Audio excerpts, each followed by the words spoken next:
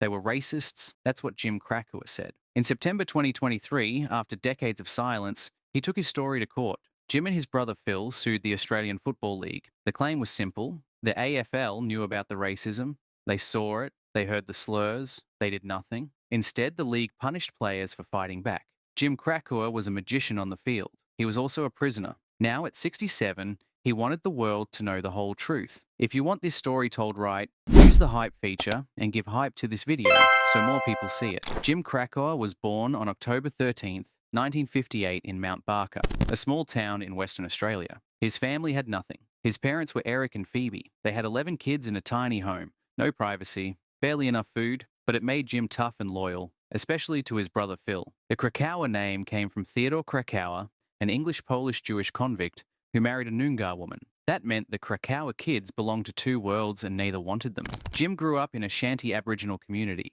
He had no fancy coaching. He had dirt and gravel and survival. He learned football in the backyard with Phil. They didn't have coaches. They had necessity. Jim was small and quick. He learned to move fast because bigger kids tackled hard. By 15, Jim played senior football against grown men. He learned that speed and intelligence could beat anything. But Jim's early life was not just about football. In September 1974, when he was 15, Jim and a cousin got arrested. They were charged with rape. Jim said the encounter was consensual. He said the girl agreed, but his lawyer told him to plead guilty. This was common back then. Indigenous teenagers in Western Australia didn't get fair trials. The lawyers knew all white juries would punish Native boys, so they said, take the deal. Jim took it. He pleaded guilty. He was sentenced to 2 years in a juvenile prison in Bunbury. That was far from his family, far from his support. Jim spent time locked up while his brothers played football on the outside. He came out different. He trusted the system less. That distrust would follow him forever. 2 years later, in 1976, Jim got out of prison. He went back to football. He was resilient. He missed a lot of games, but he won the league's Best Player award anyway. People saw his talent, but then tragedy hit. Jim had just gotten his driver's license 3 weeks before. He drove his car into a road worker. The worker died. Jim was found guilty of dangerous driving causing death. He got 18 months in jail. But something strange happened. The prison let him out during the day to play football. The league wanted him to play. So Jim would go to prison at night and play football during the day. The community was angry. They said a killer shouldn't get special treatment, but Jim was valuable. His talent mattered more than his crime. That's when Jim learned a hard lesson. Being a star meant people would forgive you, unless you were the wrong kind of star. In 1977, Jim joined the Claremont Football Club in Western Australia. His brother Phil joined a year later. They played in the AFL, which was like the minor league before the big league. They were incredible together. In 1981, they won the premiership. Their partnership was magical. Opponents couldn't figure them out. Jim and Phil could find each other without looking. They moved like they shared one brain.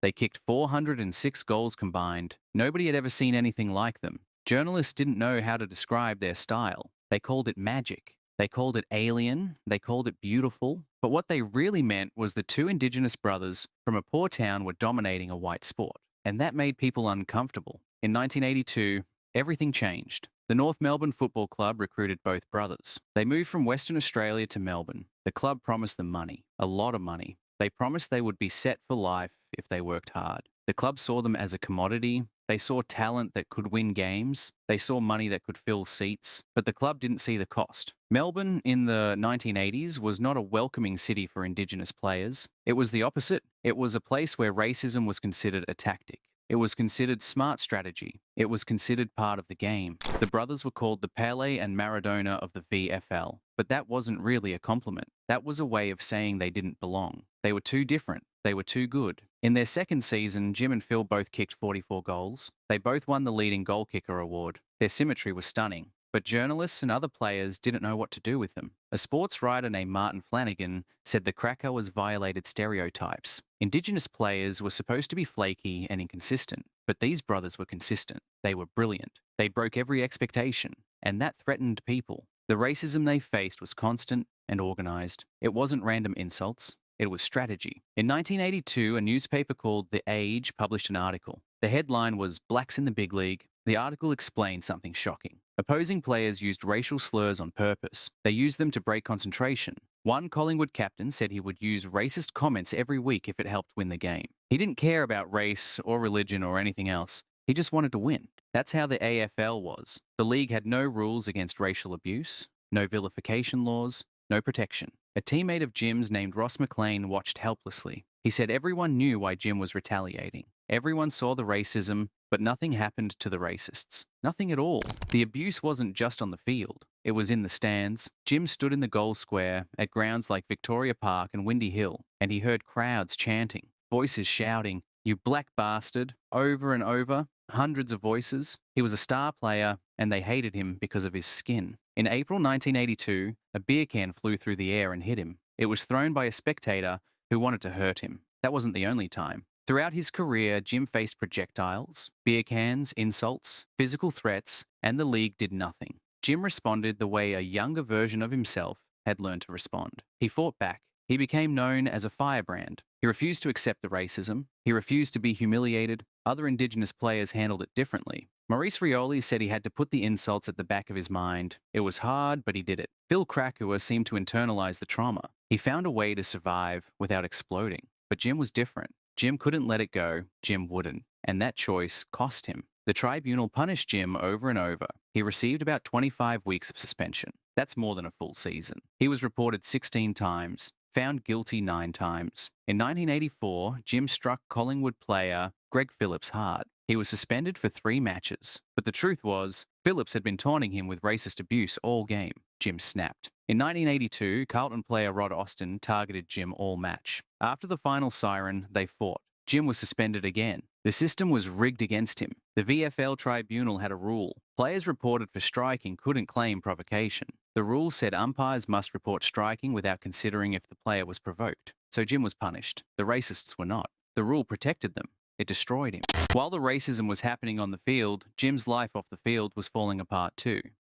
In 1985, at the peak of his football career, Jim was convicted of sexual assault and abduction. He was convicted of several counts. The judge noted that Jim had behaved poorly, but the judge was lenient because Jim hadn't had a serious conviction since 1976, and he had a family and a career. Being a star athlete mattered. Being a star athlete meant judges were kinder. It meant the system treated you better. But the conviction showed something darker. The stability of football was a mask. Underneath, Jim had serious problems. He didn't respect boundaries. He didn't respect women's rights. That was something he couldn't blame on racism. That was something he had to own. In 1990, the partnership ended. North Melbourne let both brothers go. They said salary cap pressures. Maybe that was true. Maybe it was something else. Phil went to Footscray. He played 7 games and retired. Jim went to St Kilda. He played 13 games over 2 seasons and kicked only 7 goals. The magic was gone. Without his brother beside him, without the structure of a top team, without the identity of being a star,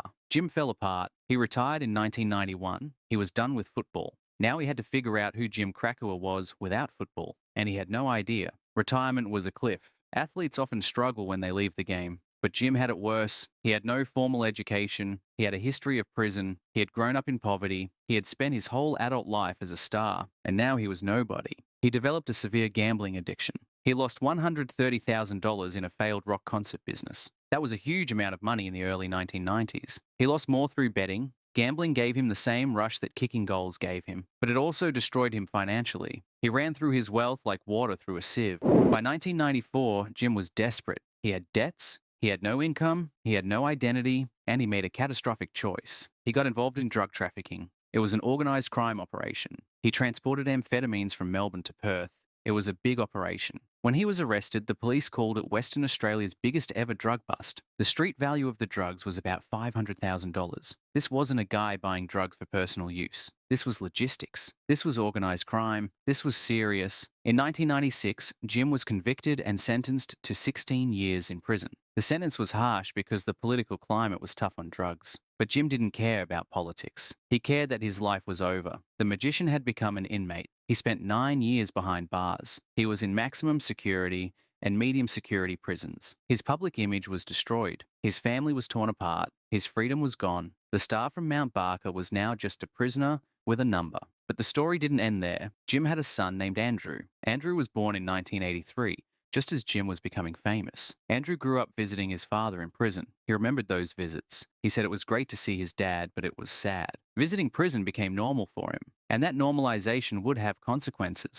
Andrew inherited his father's talent. He was drafted by Richmond. He played in the AFL. But in 2008, history repeated itself. Andrew was involved in a violent assault outside a nightclub in Fremantle. He was convicted of assault causing grievous bodily harm. He was sentenced to 16 months in prison. Andrew served his time at Warraloo Prison Farm, and he faced the same realization his father had faced. He had thrown away everything. He said he had everything taken away through his own fault. He didn't want his daughters to visit him in prison like he had visited his father. He didn't want that cycle to continue. But Andrew was different from Jim.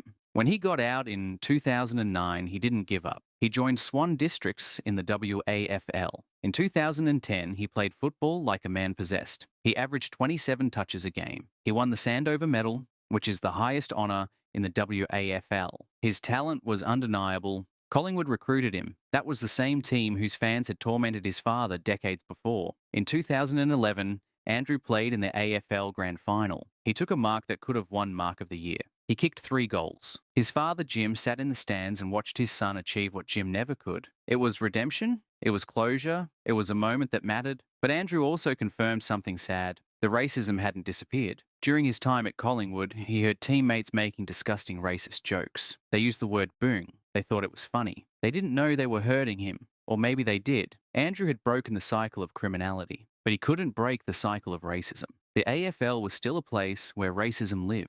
In September 2023, Jim Krakouer took a new step. He wasn't in the defendant's chair anymore. He was in the plaintiff's chair. He and Phil and other Indigenous players launched a class action lawsuit against the AFL in the Supreme Court of Victoria. They alleged negligence. The AFL knew about the racism. The league knew because newspapers wrote about it. In 1982, blacks in the big league exposed everything. In 1991, Caroline Wilson wrote, "Racism on the field, AFL football's shameful secret." The league knew. The administrators knew. They just didn't care. The lawsuit said the AFL failed to protect players from racial abuse between 1975 and 2022. That's almost 50 years of racism. The players experienced racial vilification. They experienced racial discrimination. They experienced racial violence. The core argument was negligence. The AFL knew or should have known about the harm, and they failed to create a safe workplace. That was their legal argument, but it was more than legal. It was about rewriting the story. The lawsuit reframed Jim's suspension history. Instead of evidence that he was a thug who couldn't control his temper, it was evidence that the league failed. The league refused to punish racism, so Jim had to defend himself. He was punished for defending himself. The system punished the victim and protected the abuser. The lawsuit also said that Jim Krakouer wasn't just a violent player. He was a worker in a hostile workplace. He deserved the same protection as any employee. The AFL extracted his talent and his magic. They filled stadiums with his brilliance. They got rich off him, and they did nothing to protect him from abuse. Jim Krakouer's life is deeply complicated. He was a pioneer. He changed football. He showed what was possible for Indigenous athletes. He and Phil introduced a new style to the VFL. That style came from Mount Barker. It came from poverty. It came from ingenuity. It came from 2 brothers who had to survive. They did survive. They thrived. They were magnificent. But Jim also caused harm. He hurt people. He was convicted of sexual assault. He was convicted of drug trafficking. Those convictions cannot be excused. They were real crimes with real victims. He served his time, he paid a price, but the price doesn't erase what he did. The racism was also real. It was systemic. It was intentional. It was sanctioned by silence. The league allowed it. The league protected the racist players and punished the players who fought back. That was also real. Both things can be true. Jim was a flawed person who made terrible choices, and Jim was a victim of a system that was designed to harm him. He was brilliant, he was broken, he was violent, he was fighting for survival.